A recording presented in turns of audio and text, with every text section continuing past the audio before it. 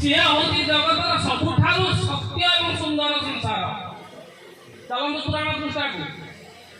ଜଗତରେ ଭାଇମାନେ ଆମର ଆଜ୍ଞା ନା କହୁଥିଲେ ସବୁ ଜିନିଷ ମିଳିପାରେ, ବଜାରରେ ଏ ଟୁ ଜେଡ୍ ସବୁ ମିଳିପାରିବ। ମାର ଯୋଉ ବାତ୍ସଲ୍ୟ ମମତା ଶବ୍ଦ ପଦ, ମା ଚାଲିଗଲା ପରେ ଯୋଉ ଦୁର୍ଲଭ ହେଇଯାଏ, ସବୁ ମିଳିପାରିବ, ସବୁ ପାଇପାରିବେ। ଏ ସତ୍ସଙ୍ଗ ଆଜି ରହିଛି, କାଲି ବୋଧେ ଆହୁରି ବଡ଼ ସତ୍ସଙ୍ଗ ହବ, ଆହୁରି ଅନେକ ଗୁରୁ ଭାଇମାନେ ଆସିବେ। ମାତ୍ର ଚାଲି ଯାଇଥିବା ମାର ଯୋଉ ବାତ୍ସଲ୍ୟ ମମତାର ଶବ୍ଦ, ସେ ଶବ୍ଦ ଆମେ ପାଇପାରିବା ନାହିଁ। ତୃତୀୟ ଯୁଗକୁ ଚାଲନ୍ତୁ, ପୁରାଣ ପ୍ରସଙ୍ଗ କଥା। ମାର ପ୍ରକୃତ ମମତା ହେଉଛି ଏ ସଂସାର। ମା ମମତାକୁ ଛାଡ଼ିକି ସଂସାର ନାହିଁ। ରାମ ଭଗବାନ ଯାଇଥିଲେ ବନବାସ, ରାବଣକୁ ବଧ କଲେ, ମା ଜଗଦମ୍ବେ ସୀତାଙ୍କୁ ଉଦ୍ଧାର କରି ଫେରି ଆସୁଛନ୍ତି। ମନର ଆକାଂକ୍ଷା, ପୁଷ୍ପକ ବିମାନରେ ବସିଛନ୍ତି, ମାଟଳି ରଥ ବହୁଛି, ମାତ୍ର ମନରେ ଆକାଂକ୍ଷା ମୁଁ କାହାକୁ ଦେଖେ ନ ଦେଖେ ମୋ ମାଆକୁ ଆଗ ମୁଁ ଦେଖିବି। ମା ଦର୍ଶନ ବ୍ୟତିରେକେ ମୁଁ ଅଯୋଧ୍ୟା କଟକରେ କାହାର କଥା ଶୁଣିବା ପାଇଁ ତିଆରି ନୁହେଁ। ମନ ଚଞ୍ଚଳ, ମନ ବ୍ୟଗ୍ର, ମୁଁ ମାଆଙ୍କୁ ଦର୍ଶନ କରିବି, ମୁଁ ମା ମାନଙ୍କୁ ଦର୍ଶନ କରିବି। ଆକାଶ ମାର୍ଗରୁ ରଥ ଉଡ଼ି ଉଡ଼ି ଆସୁଛି।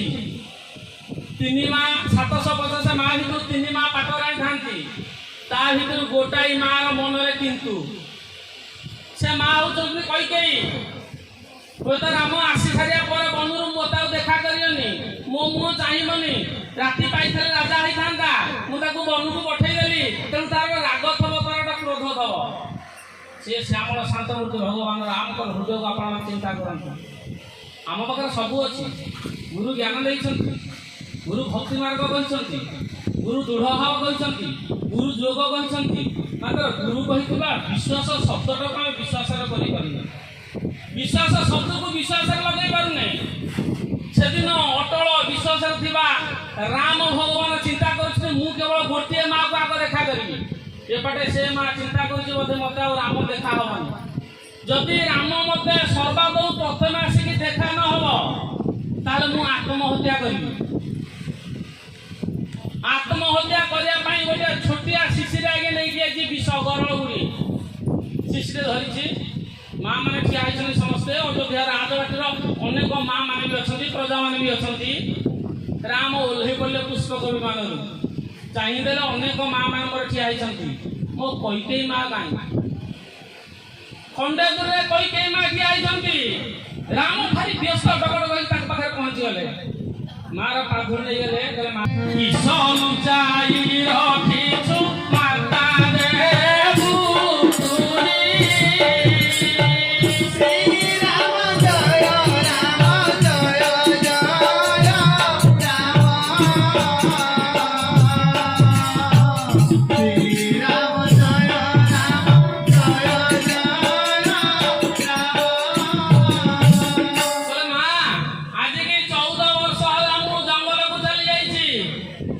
ଅଯୋଧ୍ୟା କଟକରେ ତୋଠାରୁ ମୁଁ କେତେ ହାତ ରନ୍ଧା ଦ୍ରବ୍ୟ ଖାଇଛି, ସେ ଦ୍ରବ୍ୟ, ସେ ସ୍ୱାଦୁ ପଦାର୍ଥକୁ ଆଜି ପର୍ଯ୍ୟନ୍ତ ମୁଁ ଭୁଲି ପାରୁନି।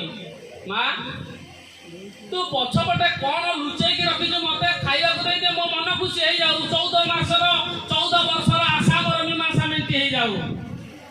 ବିଚିତ୍ର ସୃଷ୍ଟି ଆଜ୍ଞା, ଭଗବାନଙ୍କ ଲୀଳା ହଉଛି ବିଚିତ୍ର। ଜାନାମ ଭବ ଜଳେଇ ବେଳା, ଯାହାର ନାଁଟା ହଉଛି ଭବ ସଂସାରରେ ହଉଛି ଗୋଟେ ନୌକା। ଯୋଉ ନୌକାରେ ଭାଇ ମାନେ ଥରେ ବସି ପଡ଼ିଲେ ଇଏ ଭବ ସଂସାର ବୈତରଣୀ ପାର ହେଇଯିବା। କୈକେୟୀ ବଡ଼ ଅଡୁଆରେ ପଡ଼ିଗଲେ। ରାମ ମାଗୁଛି, କହୁଛି ମା ତୁ ପଛପଟେ କଣ ଲୁଚେଇକି ରଖିଛୁ, ମତେ ଖାଇବାକୁ ଦେଇଦେ। ତୁ ତାକୁ ଖାଇବାକୁ ଦେଇଦେଲେ ମୋ ମନସ୍କାମନା ପୂର୍ଣ୍ଣ ହେଇଯିବ, 14 ବର୍ଷର ଆଶା ପୂର୍ଣ୍ଣ ହେଇଯିବ। କୈକେୟୀ ବଡ଼ ଅଡୁଆରେ ପଡ଼ିଗଲେ। କହିଲେ ଯାହା ରଖିଛି ପଛପଟ ହାତରେ ଲୁଚେଇକି ରାମ ଖାଇଲେ ଆହୁରି ମତେ ଜଗତ ନିନ୍ଦା କରିବ, ଆହୁରି ମତେ କଳଙ୍କିନି ବୋଲି କହିଦବ। ମା କହିଲେ ରାମରେ, ନା ମା ତୁ ଆଗ ଖାଇବା ପୂର୍ବରୁ ମୁଁ ଆଗରେ ସତ୍ୟ କରେ, ତୁ ସତ୍ୟ କଲେ ମୁଁ ତତେ ଖାଇବାକୁ ଦେବି। କେଡ଼େ ଦୟାଳୁ ପୁରୁଷ ଦେଖନ୍ତୁ, କେତେ ହୃଦୟ ନିର୍ମଳ। ଫେରି ରାମ ସେଇ ମା ପାଖରେ ସତ୍ୟ କରି 14 ବର୍ଷ ବନକୁ ଯାଇଥିବା ରାମ ପୁନର୍ବାର ସେଇ ମା ପାଖରେ ତ୍ରିବାର ସତ୍ୟ କରିଦେଲେ। ଲକ୍ଷ୍ମଣ ଠାକୁର ଅନେଇ ଦେଲେ, ପାଦ ଦିଟାକୁ ଧରିଦେଲେ ମହାପ୍ରଭୁଙ୍କର, କହିଲେ ପ୍ରଭୁ ବଡ଼ ଭାଇନା ଥରେ ତ ସେଇ ମା ପାଖରେ ସତ୍ୟ କଲେ ଯେ 14 ବର୍ଷ ବନକୁ ଗଲ, ଫେର ପ୍ରଭୁ ଆପଣଙ୍କ ହୃଦୟରେ ସେ ଚିନ୍ତା ନାହିଁ, ସେଇ ମା ପାଖରେ ସତ୍ୟ କରୁଛ। ଯଦି ସେ ମା ଆଉ 14 ବର୍ଷ ବନକୁ ପଠାଇ ହୁଏ ତ ମୁଁ ଆପଣଙ୍କର ସେବକ। ରାମ ଏତିକି ପାଟି ବନ୍ଦ କରିଦେଲେ। ଲକ୍ଷ୍ମଣଙ୍କ ପାଟିକି ରାମ ବନ୍ଦ କଲେ, ଲକ୍ଷ୍ମଣ ରୁହ, जोटा मु अयोध्या न पाई न पाई थांती ता मु मन भीतर पाई मो माँ मत किसी अशांति रखी माँ मु त्रिबार सत्य करुच्ची कौन मागु कह मु त्रिबार सत्य करुच्ची तू जहाँ कहबू मु तो कथा मानी देखु तू माँ पुअर कि प्रकार संपर्क जगत रु माँ चलीगले बापा सब चली जाए महापुरुष मैंने कहती ये घोड़ा चढ़ा बापा मोर दरकार नहीं मात्र गोटे कोटा कुटी माँ हेल्ले चली पेट चुनुवा व्यक्ति हूँ माँ से दिन राम सत्य कर कईके कहले राम रे यही कथा तो हो ए जगते कईके रह नाम के नाही अन्यथा होइले सिना नारी हत्या पाई केड़े सुंदर कथा तला आदि थारु राम मु सत्य करूची मर्त्यरे जेते झिय जन्म होबे कहा ना कईके दबुनु काई मु कईके नाम बहन करी जो प्रकार निंदा जो प्रकार कुशरटना जो प्रकार अपवाद सही जदि मर्त्यरे कौन झीर ना कईके हुए से दिए निंदा शुणे ये कुशरटना शुणे ये प्रतारणा शुणे जदि से आत्महत्या करी दे तार राम ते दोष लगे राम मार पाद छुईले कहले माँ यहाँ हम आज्ञा से कथा आज पर्यंत अच्छी देखिए कुंतीकर 5टा स्वामी गोटे झील जन्म हेल्ले ता ना कुंती दिया होची द्रौपदी 5टा स्वामी तार ना द्रौपदी दिया होची मात्र जो दिन पिलार 21 दिन नामकरण होची भगवान राम निर्देश सरस्वती कंठे बसु कही ना कही दौना तेरे माँ तो कथा सत्य कौन रखी पछरे डेरी करेनि हाथ जोड़ीदे माँ पाखे माँ पुओ पाखे माँ कहले राम रे खाइबू ना हाँ यही जुग अंते हेब जो से द्वापर से ही काले यही प्राप्त होइबटी मोर विश्राम ना कौन मगर भाई ये तेरे जुग जीव ये जुग हबनी बर्तमान जहाँ रखी तू एना खाई पारिबनु ये जुग जीव द्वापर जुग हम द्वापर जुगे कृष्ण अवतार हबु कृष्ण अवतार लुचेई रखि द्रव्य को तेते मिल भगवान आप समस्त देखु से दिन माँ कई कही ये द्रव्य एवं प्राप्त हेनी द्वापर जुगे तेते प्राप्त हम से विषय टीकाक रही द्वापर जुग को आपण देखिए समस्त आम मनबोध चौतीसा पढ़ुची आमर अनादि आज्ञा कहते जो ज्ञान दुर्लभ ज्ञान जोटा को समाधान करने कष्ट से सदगुरु पाखे अति सहज आम समस्त पढ़ुचे मनबोध चौतीसार कला कलेवर कन्हाई संगे रोहिणी सुत करती मथुरा विजय दांडे देख संगात खसी पड़ुछि कि आकाश सते गंगा जमुना क्षीर संगे प्राण शोषिले नाश गला पुतना से जुग को देखु वर्तमान गुरु सदगुरु पूर्णानंद गोस्वामी जुग को देखु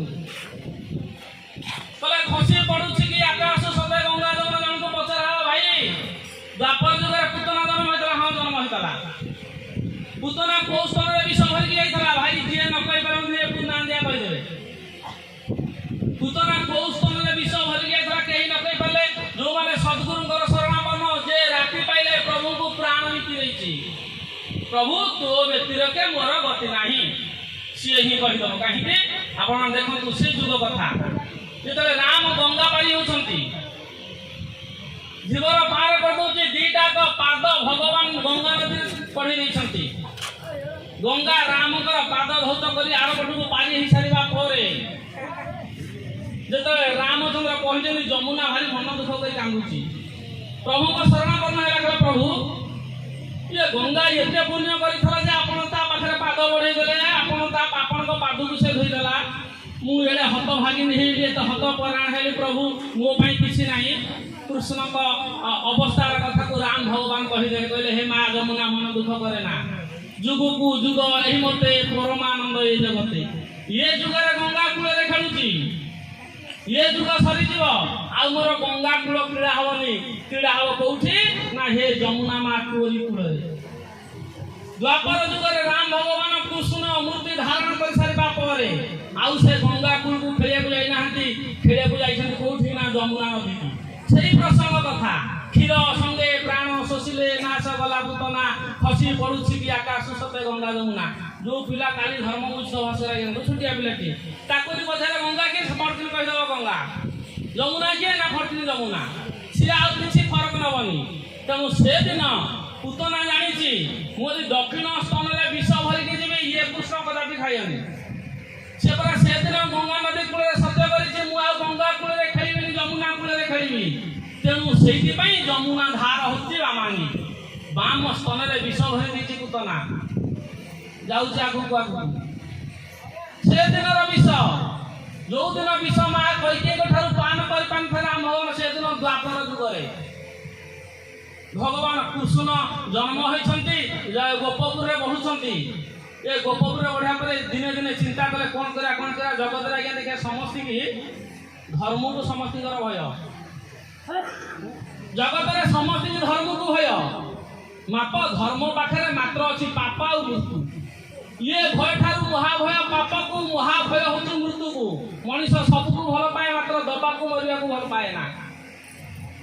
ସେଦିନ କଂସ ଶୁଣିଲା ଗୋପ କଟକରୁ ଅନ୍ତର୍ଧାନ ହେଇଯାଇଛି, ମଥୁରା କଟକରୁ ଅନ୍ତର୍ଧାନ ହେଇଛି, ଗୋପ କଟକରେ ଅଛି, କିଏ ସେ ମାରିପାରିବ କୃଷ୍ଣକୁ, ମୁଁ ତାକୁ ରାଜ୍ୟରୁ ଅଧେଇ ଦେଇଦେବି। ସମସ୍ତେ ନୀରବ, କେହି ଚାହୁଁନାହାନ୍ତି କୃଷ୍ଣକୁ ବଧ କରିବା ପାଇଁ। କାହିଁକି ନା ଯିଏ ଭଗବାନ ନ ହୋଇଥାନ୍ତେ ସେ ଏତେ ବଡ଼ ନଦୀ ପାର ହେଇକି ଯିବା ସମ୍ଭବ ନଥିଲା।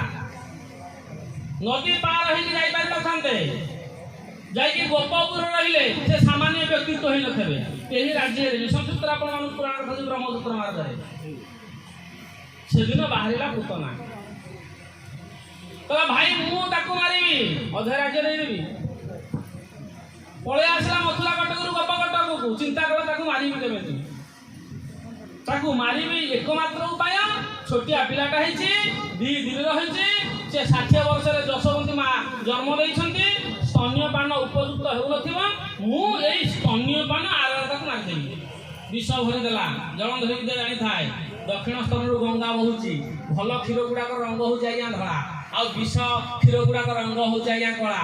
ଯମୁନାର ପାଣି ହଉଛି କଳା ଆଉ ଗଙ୍ଗାର ପାଣି ହଉଛି ଧଳା। ସେ ପୁରାଣକୁ ଦେଖନ୍ତୁ ଆଉ ଇଏ ପୁରାଣକୁ ଦେଖନ୍ତୁ। ପୂର୍ଣ୍ଣାନନ୍ଦ ଗୋସ୍ୱାମୀ ଯିଏ ପାଠ ପଢି ନାହାନ୍ତି, ଯାହାର ଯୋଉଦିନ ପାଠ ପଢା ଆରମ୍ଭ ସେଇଦିନ ପାଠ ପଢା ଜଗତକୁ କି ଦୁର୍ଲଭ ଜ୍ଞାନ ଉଠେଇକି ପଳେଇଲେ। କହିଲେ ସେଦିନ ଯାଉଛନ୍ତି କଳା କଳେବର କନାଇ ସଙ୍ଗେ ରୋହିଣୀ ସୁତ କରନ୍ତି ମଥୁରା ବିଜୟ ଅଦାଣ୍ଡ ଦେଖ ସଂଗତ, ଖସି ପଡୁଛି କି ଆକାଶ ସତେ ଗଙ୍ଗା ଯମୁନା। ଜଣଙ୍କ ରୂପ ଗୋରା ସେ ହଉଛି ବଳରାମ, ଆଉ ଜଣଙ୍କ ରୂପ କଳା ସେ ହଉଛି କୃଷ୍ଣ। କ୍ଷୀର ସଙ୍ଗେ ପ୍ରାଣ ଶୋଷିଲେ ଯେତେବେଳେ ଯାଇକି ଜଣେ ଦାସୀ କହିଲା, କହିଲା ମା ଆମର ତ କୃଷ୍ଣ ଭଗବାନ ଖାଇବାକୁ ପାଉନାହାନ୍ତି, ଆଉ ଗୋଟା ଆସିଛି ମାଟିଏ, ତାର ଛୁଆଟା କେତେବେଳେ ମରିଯାଇଛି, ତାକୁ ସ୍ତନ୍ୟ ବେଦନା ହଉଛି। ମାର ମାତୃତ୍ୱ ମମତାକୁ ଦେଖନ୍ତୁ। ସେଦିନ ଯଶୋଦା ମା କହିଲେ ଗଲୁ ମୋ ପିଲା ପାଇଁ ଆଣିଲି, ମୋ ପିଲାଟା ଖାଇବାକୁ ପାଉନି। देखिए ये जो जुग भीतर भाई मैंने जो दिन आम सब बटड़ा है माँ को सब भूली जाऊँगी किंतु बुढ़ी है पर्यंत माँ ता पुअर बात्सल्य ममता कुणा करनी पाइले जननी भल द्रव्य किणी मो टिके साइथ भारी जा कह बाहर मो स्वामी केते भल मंद खाऊ 23 तारिख रु आसला जदि कौन भाई मैंने घर गोटे भल मंद मिली तो मो स्त्री रखी न किंतु माँ ताकू जरी गुड़े आजबेस्ट कांथेर हो ना कौट गोटे लुचे तो मो पु आसिले मो पु खाई दे बर से मिठे खतरा हो मात्र माँ साइथ रख देहे झाड़ देखी होई दुखे दुखी माँ करदेव छाती ओदा भारी जा कह 2 खंड काठ हाणु हाणु है एत बाधा आपड़ जिते परिश्रम करूँ स्त्रीर मन रुचक हेन विष कर कौन कर काठटा हाणुल मात्र वो चलिकी पलि आसला खजुरिया ब्रिज ठार झाड़ हो माँ तक से छिंडा पणत कांडे पोछि देले झाड़ा बांटी पणत कांडी पोछि देउथिबो माँ मोर परिवार को सेवा कहबो भारी जा कालीठू हेलाणी मते दर बुढ़ी की देखा जाऊनी अंता सीधा नहीं मात्र से अंडाड़ी अंडाड़ी पहुंची जीव मो पुओ कौटी शोची झाड़ा लानी ता गोड़ा हाथ टिके चिपी दब जब स्त्री की कह 2-3टा झाड़ा हेले आटी टिके हसा हसी कर दे मोटे गोड़ गोड़ा गोड़ी कर दे मला मो कोन सेवा करूनी तुमरो मु तो ए 4 दिन ला झाड़ा होते तम मन दुख हो बोले मु किछि कहूनी मात्र बिल्कुल गोटा इति झाड़ा भी जाइनी स्वामी सेवा करिया को केते कुंठाव द मात्र मां तार बात्सल्य ममता पुओ को बांधी रखी थाए सेदिन यशोदा कहिदे कहले जा जा जिमुटी आइबो मो पुओटे खाइको पाऊ जेम आज्ञा पुतना आसिक पहुंची गला देखिला भगवान कृष्ण को कहला केते जोगे आज मोर रात्र पाई थिला हे रात्र पाई थिला कमल लोचन मोर नेत्र रे देखिला श्री राम जय राम जय जय राम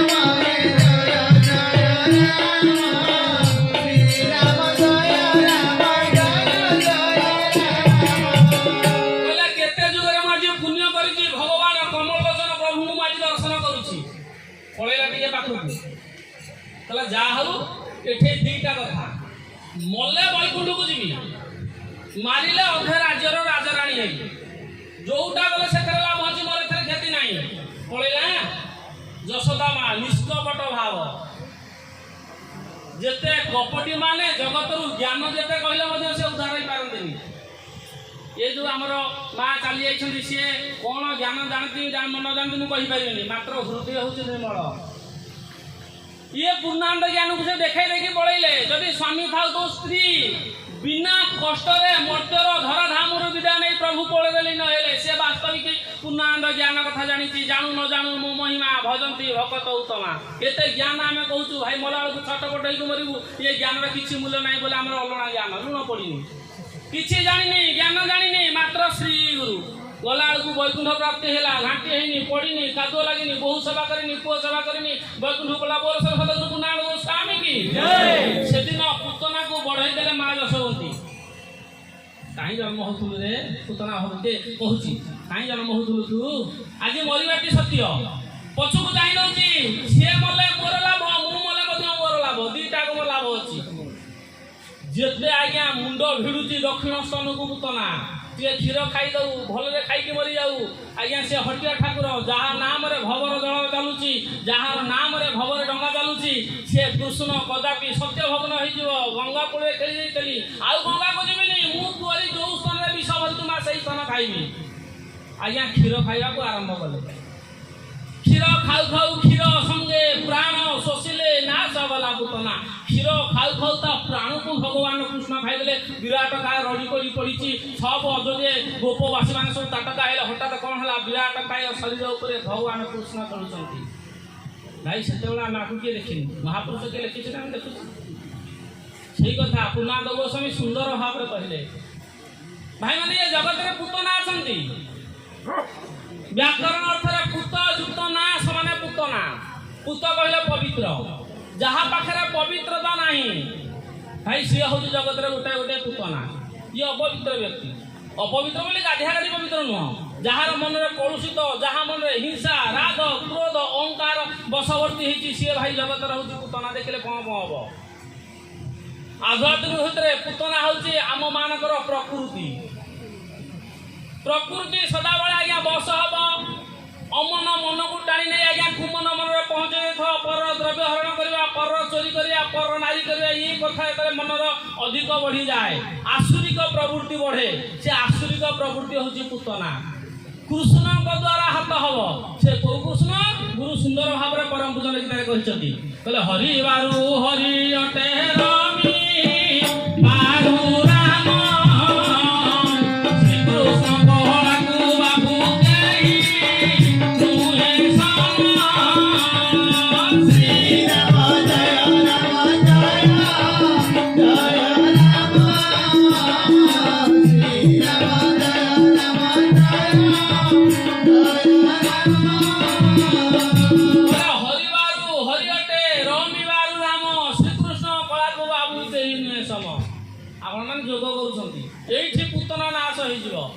जोटा महापुरुष हरण होकर शून्य आसिले सी होती हरि रमिबारु राम ये शरीर को जे रमण करुच्ची स्वामी स्त्री पाखे सब समाने सी होती परमात्मा राम श्रीकृष्ण कला को बाबू कहीं नुहे सम राम गोटा पटे हरि गोटा पटे मात्र शून्य बाटर अच्छा भगवान कृष्ण जो घाट को आम जगिया कष्ट सूर्याण घर होगला चंद्रहर होगला एपटे हरि एपटे राम मात्र जो कृष्णाण शिशुमुना द्वार प्रथम पावछड़े पवन बहे जो कृष्णाण घर थाए से कृष्णाण घर को जगी जिते जोग करे आपण मैंने देखिए मनुष्य जदि चाहूच दुष्टामी करिया सेमती चाहनी बरु बाली जो दशु रत्नाकर बालुमी हूँ बालुमुतु के दशु रत्नाकर हूँ जोग कला भाई बारंबार खाली एपट सेपट कर भूल भाल कर ठीक 1.5 मास 2 मास पर आप दुष्टामी आरंभ हो आपको संभाला भाई शक्ति जहाँ नहीं गुरु पूर्णानंद भी संभाली पारे छाड़ी देवे ता मुँह आप देखिए गोटा भल कथा लिखाई जनादेव लिखी सुंदर भाव लिखी कहले अलेखिया सत सत देवी खरबरे होइबे हत जाई फूल आलो जाई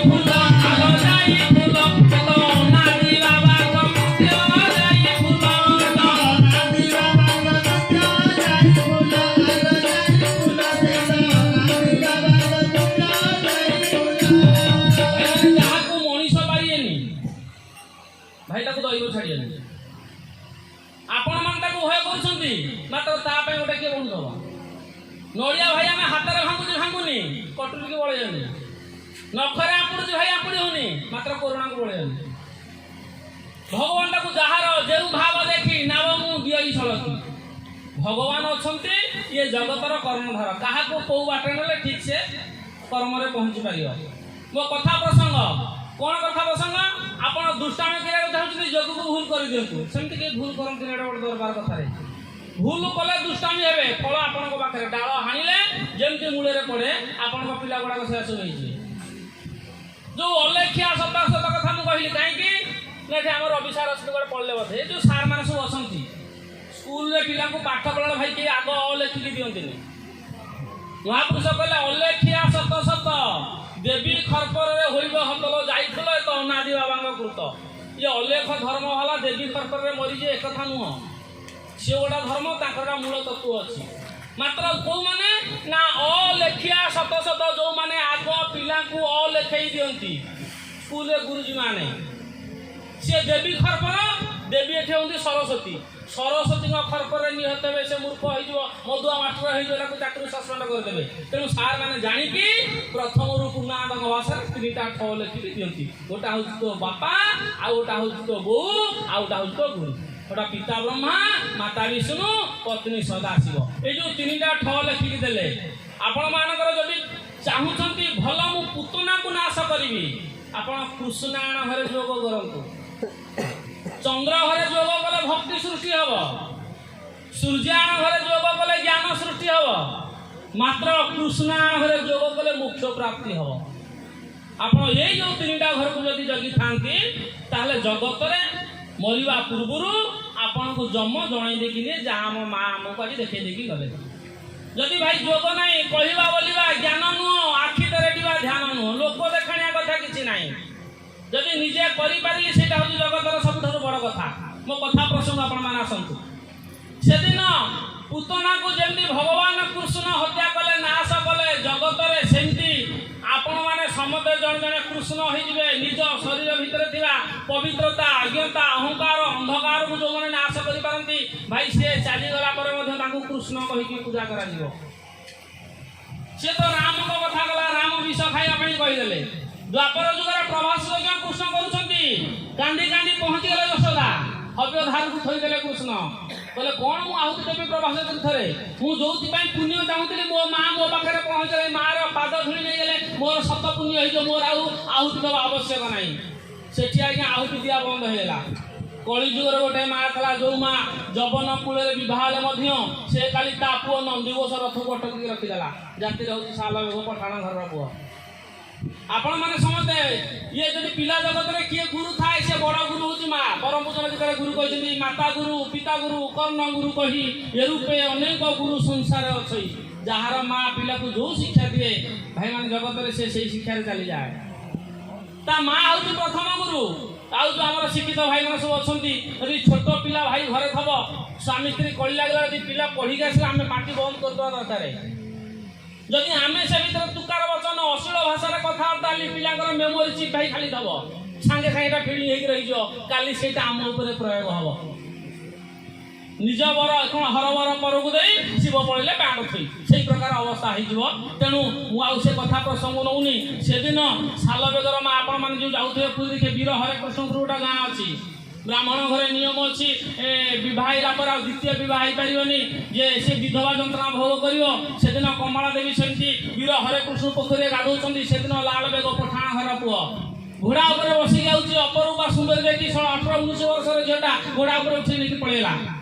ଯେତେବେଳେ କମଳା ମା ଦେଖିଥିଲେ, ମୁସଲମାନ ମତେ ଛୁଇଁଦେଲା, ମୁଁ ମାରା ହେଇଲି, ମତେ ହିନ୍ଦୁ କୁଳ ଗ୍ରହଣ କରିବେନି। ସେଇଠୁ ଆଉ ଜଗନ୍ନାଥ ମନ୍ଦିରକୁ ଆକ୍ରମଣ କଲାନି, ପଳେଇଲା। ତାର ଯାହା ଲୋଭ ଥିଲା, ଜଗନ୍ନାଥ ମନ୍ଦିରକୁ ଲୁଣ୍ଠନ କରିବି, ଭଗବାନଙ୍କର କି ମାୟା ଦେଖନ୍ତୁ।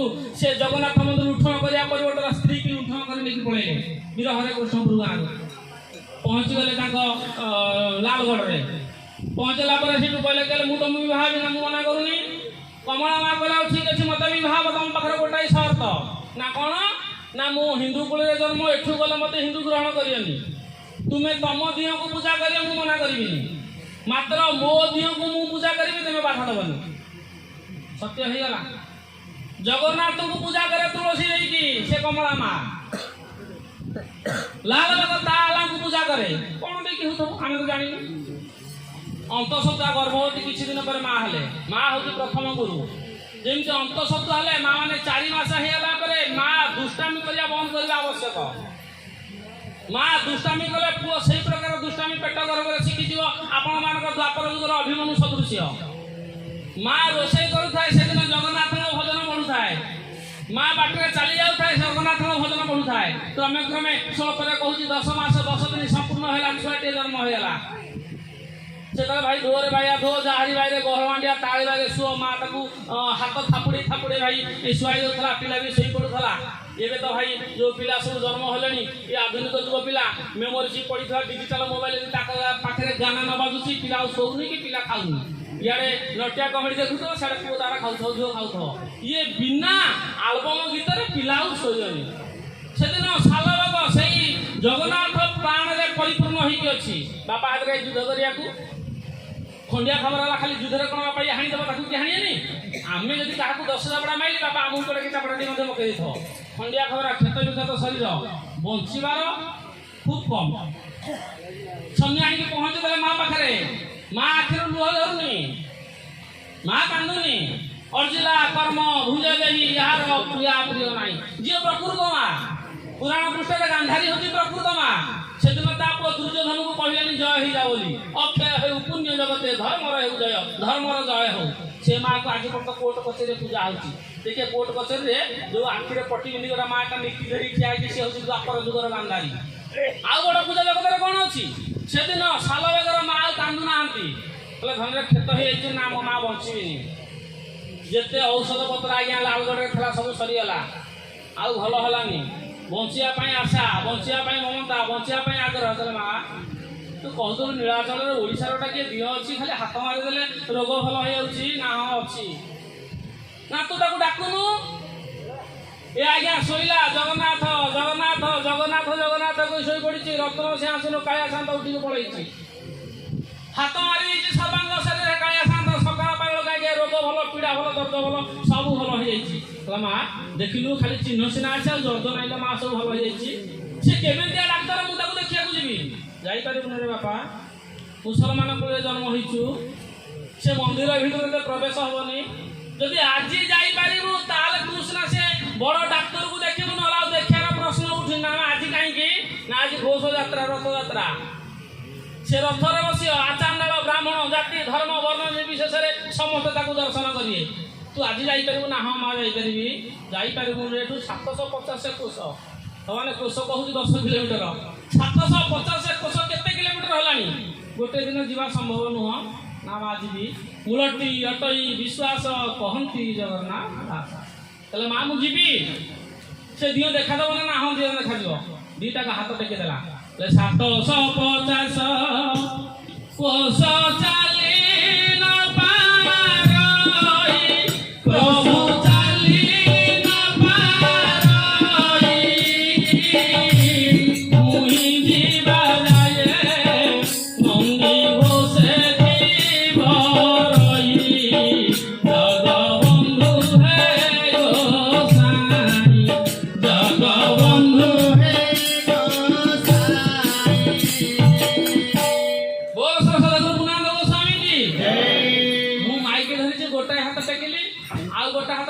ଜଗନ୍ନାଥ ମତେ ଉଦ୍ଧାର କରୁନାହାନ୍ତି। ଦିଟାକ ହାତ ଟେକିଲା ଶାଲବଗ। 750 କୋଷ ଚାଲି ନ ପାରଇ ମୁହିଁ ଯିବା ଯାଏ ନନ୍ଦୀ ଘୋଷେ ଥିବରଇ। ଏତେ ବାଟରେ ଥାଇ କାଳିଆ ଶାନ୍ତ ଶୁଣିଗଲା। ରଥ ଯେତେ ପଣ୍ଡା ମାନେ ଟାଣିଲେ, ଭକ୍ତ ମାନେ ଡାକିଲେ, ଶେଷୁ ଗଙ୍ଗାରାମ ହାତୀ ଥାଏ ଗଜପତି ମହାରାଜାଙ୍କର। ହାତୀ ଟାଣିଲା ଆଉ ରଥ ଗଡ଼ିଲାନି। ବଡ଼ ଭାଇ ବଳିଆ ଶାନ୍ତ, ସାନ ଭଉଣୀ ସୁଭଦ୍ରା ଠାକୁରାଣୀ ସମସ୍ତେ ଯାଇକି ପହଞ୍ଚିଲେ ଗୁଣ୍ଡିଚା ମନ୍ଦିର ଘରଠି। ମାତ୍ର କାଳିଆ ଶାନ୍ତ ଯାଉନି। ଗଜପତି ମହାରାଜା ପ୍ରତାପ ରୁଦ୍ରଦେବ ଥାନ୍ତି। ଅଧିଆ ପଡ଼ିଗଲେ। କହିଲେ ପ୍ରଭୁ ମୁଁ ସେବାରେ କ'ଣ ଉଣା କରିଦେଇଛି? ତମ ଭାଇ ଭଉଣୀ ଚାଲିଗଲେଣି, ଆପଣ ନଗଲେ ନୀତି ସମ୍ପନ୍ନ ହେଇପାରିବନି। ମୁଁ ଯଦି ପ୍ରଭୁ କି ଦୋଷ କରୁଛି ମୋତେ କ୍ଷମା କରିଦିଅନ୍ତୁ। ବାପା କ୍ଷମା ମାଗି ସାରିବା ପରେ ସବୁ ସମାଧାନ ହେଇଯାଏ। ଯେତେ ରାଗ ଥାଉ ଯେତେ କ୍ରୋଧ ଥାଉ କ୍ଷମା ମାଗରେ ସବୁ ସରିଯାଏ। ସ୍ୱପ୍ନ ଦେଶ କରିଥିଲେ ପଣ୍ଡାଏ ଗଜପତି ମହାରାଜ ତମର ଦୋଷ ନାହିଁ। ଯଦି ମୁଁ ପଳେଇବି, ଯଦି ପହଞ୍ଚିଯିବି ତାହେଲେ ମୋର ଜଗନ୍ନାଥ ପଣିଆରେ କଳଙ୍କ ଲାଗିଯିବ। आसुची मोर भक्तटी आसवा पर्यंत मुझे ठिया हेबी समस्ते आज्ञा निर्विशेषण नहीं चाहिए विशाल काय कला हाथ टेकिला साल बड़ संकट ठिया करदेला बड़ संकर से देखुची कुआड़ जी खाइबे जुआड़े जनगली से पड़ेला जाइए देखला विराट काय रथ ऊपर तार आखि गुड़ा टिके टिके देखा भल भाव देखा जाऊनी मो माँ कहूला तार चका चका आखि गुड़ा कालिया मुहटा ताले यही बोधे जगन्नाथ दीटा हाथ में लगला तू जगन्नाथ महाप्रभु मुझे पठाण घर साल प्रभु मो तू सतरे नंदीघोष रथ टेकिदेलु ताहले प्रभु मुझे क्षमा मागुची तो नंदीघोष गड़वा हो आज्ञा सांगे सांगे से भक्त मान रथ भिड़े से भक्त रथ भिड़े पहुँचले साल बेग मलानी आज्ञा आज पूरा 1200-1300 वर्ष कथा मात्र आज पर्यंत सी बड़दाण्ड में साल बेगर समाधि अच्छी आउ जो समाधिटे ही वर्तमान सुधा जगन्नाथ नंदीघोष अटू मो कहार तात्पर्य मूलटी